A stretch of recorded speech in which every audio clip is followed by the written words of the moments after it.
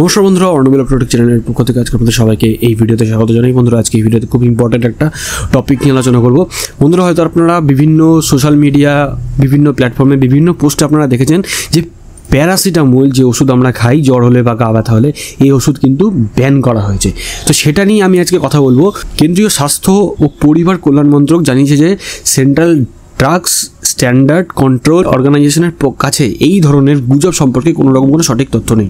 মন্ত্রক আরও জানিয়েছে দেশে প্যারাসিটামল নিষিদ্ধ করা হয়নি, তবে সাম্প্রতিক অতীতে কিছু নির্ধারিত অন্য ওষুধের ডোজের সঙ্গে প্যারাসিটামলের সংমিশ্রণ দেশে নিষিদ্ধ করা হয়েছে। বিভিন্ন ওষুধের পাইকারি মূল্য বেঁধে দেওয়া হয়েছে।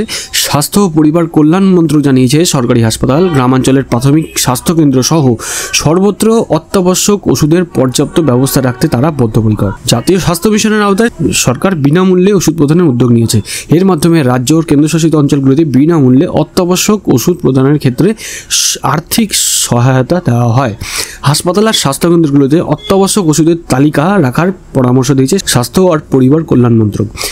সরকারি হাসপাতাল ও গ্রামাঞ্চলের স্বাস্থ্যকেন্দ্রগুলিতে অত্যাবশ্যক ওষুধের সরবরাহ অব্যাহত রাখতে প্রয়োজনীয় পদক্ষেপ নিতে বলা হয়েছে। তো এবার যদি কারোর মনে হয় যে কোন কোন ওষুধগুলো বা কোন কোন ড্রাগস ব্যান করা হয়েছে, তো সেটার যদি আপনারা ডিটেল জানতে চান তাহলে এই পিডিএফটা আপনাকে ফলো করতে হবে। এই পিডিএফটা যাদের দরকার হবে তারা আমার কাছে পিডিএফটাকে চাইতে পারেন। আমি কমেন্ট সেকশনে আপনাদেরকে পিডিএফটা দিয়ে দেবো। যে এইখানে টোটাল কিন্তু প্রায় এখানে যা লিস্ট আছে, এইখানে প্রায় 444 খানা ড্রাগস এখানে কিন্তু পুরোপুরি আমাদের দেশে ব্যান করে দেওয়া হয়েছে ড্রাগ কন্ট্রোল বোর্ড থেকে, ঠিক আছে।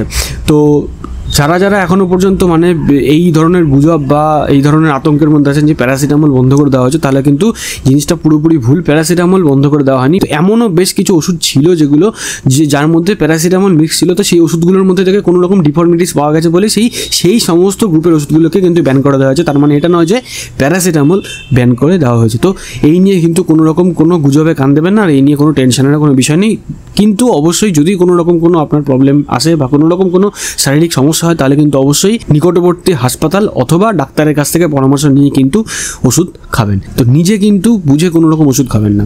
তো বন্ধুরা, যাই হোক, আজকের ভিডিওটা কেমন লাগলো অবশ্যই কিন্তু কমেন্ট সেকশনে কমেন্ট করে জানাবেন। ভালো লাগলে লাইক করবেন, ভিডিওটাকে অনেক বেশি করে শেয়ার করুন। এরকম ভিডিও আপডেট পাওয়ার জন্য চ্যানেলটাকে যারা এখন সাবস্ক্রাইব করেন না অবশ্যই চ্যানেলটাকে সাবস্ক্রাইব করবেন, আর অলরেডি যারা সাবস্ক্রাইব করেছেন তাদেরকে অসংখ্য ধন্যবাদ। তো বন্ধুরা, ভিডিওটার সাথে শেষ পর্যন্ত থাকার জন্য সবাইকে ধন্যবাদ জানাই। ভালো থাকবেন, সুস্থ থাকবেন, বাই।